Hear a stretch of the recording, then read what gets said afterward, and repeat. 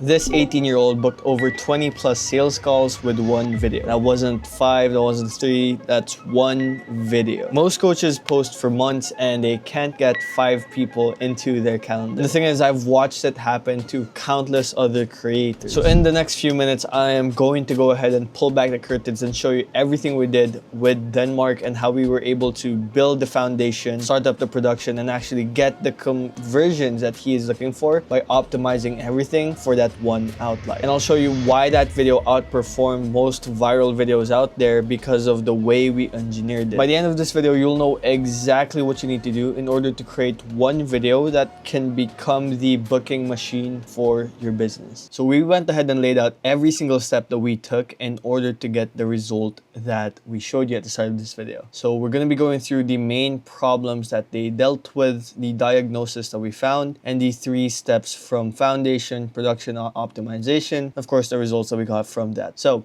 let's start it off with the main problem that we found when we first started working with Denmark. Now, previously, before everything actually came to with the current offer that he's running, what happened was he actually ran a generic AI automation agency back at the time. Now, of course, this printed when it first came out and they were able to make some money through this. But the thing is, he was tied to his business partners on most of the decisions because he wasn't really operating from his actual expertise. He was serving as the head of content or the chief marketing officer, whatever the title he had back then. The thing is, once his business partners decided to stop, he had to forego the business because he didn't have the actual expertise around AI and systems to continue the business forward unless he spent 3 to 6 months learning it all from scratch. So from that, once we had our call, we found that his best way was to actually become a creative director using his expertise with the way that he has been able to write and the way that he has been able to consume unique content. But of course, now that he is operating from a place where he genuinely understands the market and he actually has the expertise for, a new problem came up. And that is the fact that he was genuinely good at what he did, but he just couldn't show it in the content. And it felt like if he had a shot, he would actually outperform the market. So because of this, he could not find a blend of creative content and of course, content that converts. And funny enough, this is a common problem when it comes to people who are creative. They create from a place of themselves. How can I satiate this want or this need to create something that impresses me, that fills my need for creativity? But the thing is, it wasn't really content that got him the clients that he was looking for, right? And that was the problem that we were able to solve. So the gap here was he was helping clients build authority through content because he did have the expertise, but he had none himself. And the thing is, people knew him as a person, but not his ability. So he had little to no leverage despite showing all of these creative outlets that he was able to create through the content.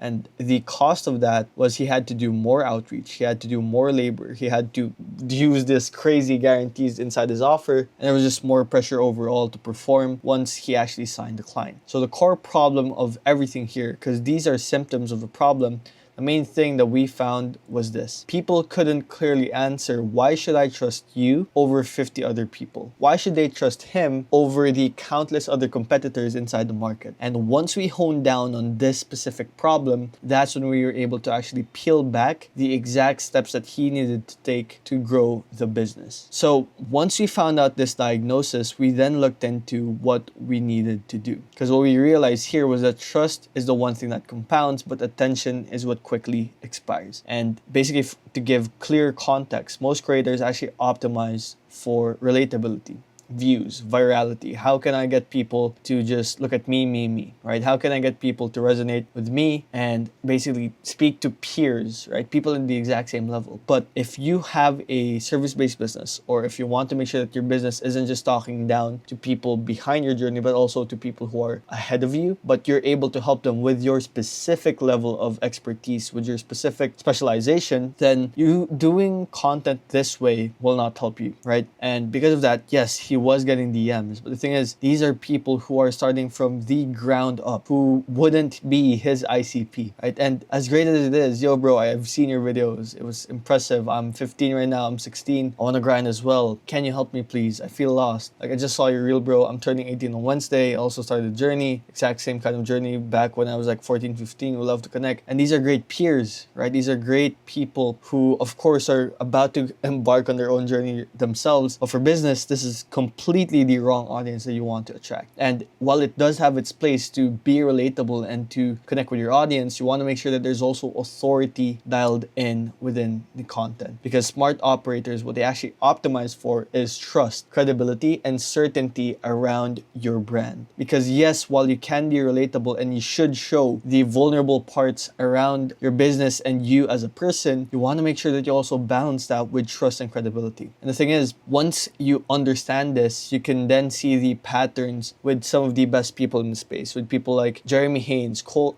Gordon, like Hormozy himself, Sue, people like this, Matt Gray. These guys, they initially started with showing what they were capable of, and as they grew, they also showed parts of their stories and parts of their background that basically nailed the message in. But of course, that doesn't come without the authority that they've already built up in the space.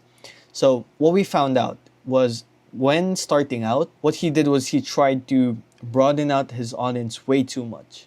It spoke to way too many people, and he didn't have the exact direction that he needed to take his brand to. The positioning didn't reflect his actual expertise. It seemed like he was a beginner that didn't know anything about creativity, when in actuality he had these outliers that he could be using that most founders wouldn't even know of. And the thing is, he had no defined brand outliers, right? And once we found out that these are the three things that were the main gaps with his personal brand, that's when we were able to actually shift everything for him, right? Because he was doing the old way of thinking. How do I get more people to just see my content, right?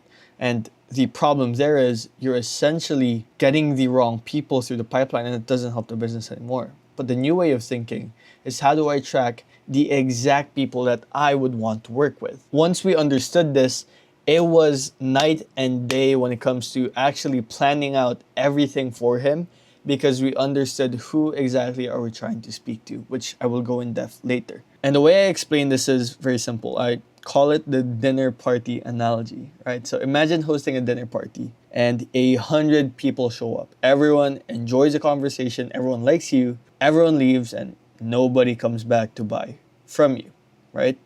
So the main thing that goes through your head is like, if everyone enjoyed the conversation, if everyone liked being with me, why didn't anyone buy? Well, the main thing here is simply because they were never the right guests, right? The issue wasn't the dinner, it was who got invited to it. And that is what we fix with the creator engine system. We go from phase one, where we find the right room for you and find the right people who should be in that room. Two is we throw the right dinner party as well. What's the exact meal that we would be serving up to the people in that room? And three, from the people who have went to the room, who got invited, who ate the dinner, who stayed and basically conversated with you the entire time, who were those people and how can we use their insights to make the next dinner party much, much better? By the way, if you're liking the video so far and you want something like this done for you, then go ahead and click the first link down in the description below, and me and my team can have a conversation with you to see how we can help. Back to the video. And that's where we fall into the foundation, where essentially the one thing we should ask is, who should be sitting at the dinner table? Right? The goal is to identify who is the exact person that we are trying to speak to. Because before anything else, foundation is the main thing that we need to make sure is correct before we build the house, right? If you build everything before you even have a solid foundation, then you're on shaky ground. And what it is essentially figuring out the following here. It consists of being able to figure out who the ICP is, what your unique selling point is, what your brand outliers are, the category positioning, and the content angle that you need to be using when it comes to discovering the people's pain points and how they should be finding you. And we have multiple SOPs and worksheets that they go through in order for us to figure out how do we actually do this for the clients on a consistent basis. And after Dent was able to go through every single one, that's when he just had full clarity on the direction he wanted to take his brand to. Because this phase determines who exactly we're speaking to, why they should care, why we are different, and the content that only we can create because of the life experiences and the expertise that we have. And the reason this matters is essentially going back to that dinner party, right? You can have the great stories that you have, the great food, the great conversation, but none of it would matter if the wrong people walk through that door, right? And that decision is made long before the party ever happens, before the dinner is ever even had, right? The same applies to content. Most creators believe that they have a content problem, but the thing is, there's just audience alignment issues there. The audience doesn't align with exactly the goals that you're trying to build for your brand, and because of that, it's not really doing what you want it to do. So once the foundation is set, it actually ensures that the right people enter the room before we ever begin producing the content. And the way it works is very simple. We go through the ICP deep dive, the USP that you have, and the brand outliers. So when it comes to the ICP deep dive, there are multiple ways to do this. But instead of just figuring out, oh, my ICP is 23 years old to 28 years old, they do this, they are making X amount. Instead of just sticking to the demographics, we actually look at the psychographics. What are the reasonings or the beliefs that these people have, and how can we use that in order to speak to them directly? And this allows you to not only connect with them on a much deeper level, but also have a much broader audience that you're able to speak to. Because you could be speaking to someone who's making 15, 30K, 50K per month, who has the exact same beliefs and who have the same frustrations, but that can also be the person who's making 10K per month. Right? And the only thing that's different is how you're able to do the messaging in order to target these higher level people by looking at the psychographics themselves. And you ask questions like, what have they tried before? What are they frustrated by? What do they secretly want that they don't outwardly say? What do they believe and what do they reject? And the easiest way to do this is genuinely to just start looking at the calls that you've had with your ideal client. If those aren't available, you go ahead and look into communication groups that do have your ICP. So that would be school groups, WAP groups, Discord, even Reddit. Looking into those groups and looking at the insights and the conversations that are being had, that's how you can build the granular level of ICP understanding when it comes to the psychographics. Next, of course, we have the USP development. This answers the questions of why should they go with you, right? What makes you different from everyone else? And the simplest way to do this is to figure out why they should work with your brand. Why do you do things from a specific perspective? What's the solution that you provide to them? And what are these ICPs actively looking for? Right? What is your ideal client actively searching for when it comes to the specific pain point or problem that you're trying to solve? And lastly, of course, the brand outliers. We extracted the insights that his competitors could not simply copy from him. And these come from the lived experiences that he has had, the stories that he has went through, the contrarian beliefs that he have that is against the market, the original frameworks that he has built throughout his time, and of course the unique observations that he has seen throughout both the market or just in general when it comes to the world view that he has. And combining all three, having the full ICP, the USP, the brand outliers, that essentially gives you a full understanding of how these people think and how you can fit yourself into that. Because once you have the tangible reasons for someone to choose you, you essentially have the foundation for memorable content and having a brand that is one of one. And from this foundation, you are able to then produce the right content. But of course, we're not just going to go in there and just try to churn as much content out as possible, right? Because the goal here is to throw the right dinner. What are the meals that we're going to be giving these people once they're in? So now that we know exactly who should be in the room, the next challenge is actually keeping them there. The real goal here is to create enough trust before a prospect ever even books a call with you. And the way that we do this is simply through this method. In order to make sure that they stay for the longest amount of time on your brand, you need to make sure that the bingeability of your page is actually engineered in a way where after they watch one video, they continue to watch the next and the next and the next, because each video opens up a new loop that needs to be filled. And the person who will fill that loop will be funny enough, still your content. Alongside that, we also incorporate objection handling inside of the video themselves so that they don't come up on the sales call. And once you have a full content ecosystem around this, the value density of each video is actually looked at before the video is ever published. Right? Instead of just figuring out how can we get a video out, what we need to ask ourselves is this even valuable to the ICP? Because again, the goal isn't to publish more, the goal is to create content experience that keeps the right people engaged long enough for them to trust you. And we've even made like full SOPs for both IG, YouTube. We have a full Notion dashboard that tracks all of the processes from ideation down to publication. Everything is tracked. And again, why does this matter? Why do we need to make sure that the videos that we create are actually in line with the ICP? Because again, once these people are there, production is what's able to keep them in the room. Production is what's able to get them to actually convert and stay with you for a very, very long time and get those sales calls that you've been wanting to get without all of the objections or having to push people to the offer. Because the thing is, most creators think that content exists to just generate attention, generate views. How can I get more people to see what we do? But what we believe now is content exists to generate time spent. Trust is not built in seconds. Trust is built through repeated exposure through your brand.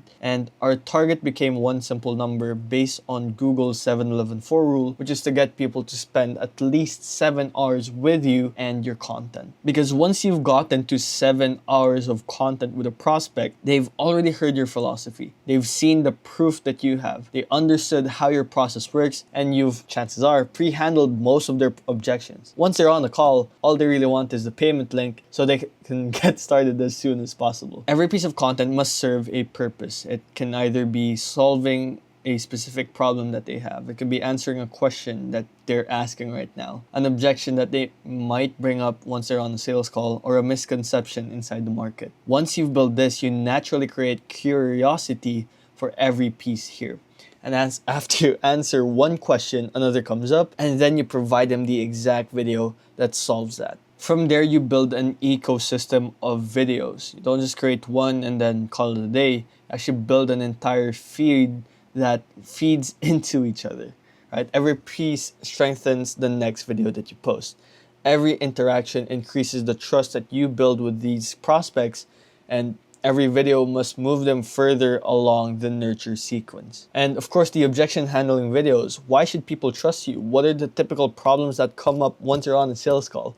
And to me, it baffles me how people don't utilize this more than they should, right? Because people are spending hours on hours and hours on a sales call when they could just be creating content that solves that objection and continues to do so until months on end. And value density. A lot of people, they try to just churn out content for the sake of content, right? But what we do is we optimize for the depth, the specificity, and the originality that we're able to create with each piece of content. Because one highly valuable piece can generate hours of trust, and that is more than just a dozen of forgettable posts of like B-roll and just text. The goal here is to essentially become the person that they associate with the specific problem that you solve for the prospect. And once you've produced a significant amount of content, that's when you have the data to actually optimize for this outlier video. By this point, the right people are entering the dinner party. They're already spending a couple hours consuming your content. Of course, you're building trust before the call. But the question here now becomes, how do we turn this trust into a compounding asset? Because here's the thing, trust alone, it is not enough. Right? If you actually want to build a really good business, one that sustains itself, we don't just create one-offs, right? We make sure that we understand why people bought from us, what part about the content resonated with them, and how can we repeat it consistently time and time again. The goal of this is to essentially scale up and be able to transform the audience from trust into a sale repeatedly, and of course in a way that we can consistently predict. So we use three specific things in order for this to work. We use organic VSLs, we use a pre-call trust sequence, and AI workflows that give us the feedback from the people that are either on the sales call or even the clients themselves. Because this phase allows us to understand the content that, again, drives the calls, the messaging that drives the trust, the beliefs that we need to build, and of course the content that we should be definitely doubling down on. Because without this layer, content remains the creative outlet that people try to treat it to be. And as much as it is an art, it is also a science. So this is the layer that allows content to become predictable. And the reason this matters is because most creators, they stop at trust. They get one good video, they're able to build a decent following. And yes, this does create great opportunities for you and your business. But the thing is, it's never systemized. It's never made in a way where you can predictably do it again and again and again. And it's not their fault. It's genuinely not their fault. It's because they don't know which videos created the demand, which ideas caused the conversions, and which messages actually resonated the most with the audience, because they're not able to track all of the data and they're not able to use that data to make better decisions. So without systems, content simply just generates your results, but those results never compound over time. And it's very simple. The first thing we do is the organic VSL, the main video, the main reason why this video was made in the first place, right? And the organic VSL, this is the highest trust asset inside of the ecosystem. It is designed to move a prospect from just being interested to understanding what you do, to having the right beliefs for, before they ever buy from you, and having the conviction around your brand. And the goal here is to answer every single major question before the call happens. And this is what allowed him to actually book those 20 calls from this one video. We made sure that all of the insights that we got from the people who onboarded before, the sales calls that didn't close, using all of that insight to build and craft the perfect video. Next is, of course, the pre-call trust sequence, right? Once a prospect books a call, they're introduced to a sequence of trust assets. These are key videos such as the main organic VSL that we just showed you, the case studies, the frameworks, the proof that he has, and essentially get a person from cold to fully warm after they book in. Because the way that you secure a sale isn't on the sales call itself. It's actually done before the call ever happens. And by using a pre-call trust sequence, they're able to get all of the information that they would ever need before they make the decision to buy. And lastly, we have AI workflow feedback loops. We have every sales call, every piece of data inside of it, and of course, client calls themselves. And we track the objections that we get, the frustrations that they speak out to us, the desired outcome that they want, and the buyer language that they use. Because one person can use leads, another person can use book calls, another person can use inbounds. Whatever term they use, it's actually one specific way in order to get a specific type of client. One person might use revenue, one person might use profit, one person might use MRR or ARR. But these specific little details that you find out from running this AI workflow, you actually get to make better content because of it. And this feedback loop continuously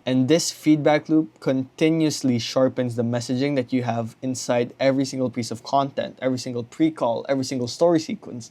Whatever it is you make, you have mountains of data to base it off of. And once you have every single piece dialed in, you have the foundation, you have the production and the optimization all built out, the result that comes is genuinely some of the best. After dialing everything in, the calls simply started to flood in, right? The story sequences that we ran based on that workflow, we were able to get someone who simply just wanted to figure out what his service was, and from there, continue to book calls for him on autopilot, getting 20 plus book calls in 2 weeks. And this could be the difference of having a business that just simply flops to a business that continually uses content as an asset for itself. And instead of it just being, oh fuck, I need to film content again today, it becomes such an invigorating activity because you know that as you create more content, it actually does the business impact that you want it to do. So that is the entire process that we went through in order to make sure that Dent was able to book 20 plus sales calls for himself. And of course, if you want this for yourself, then go ahead and click the first link down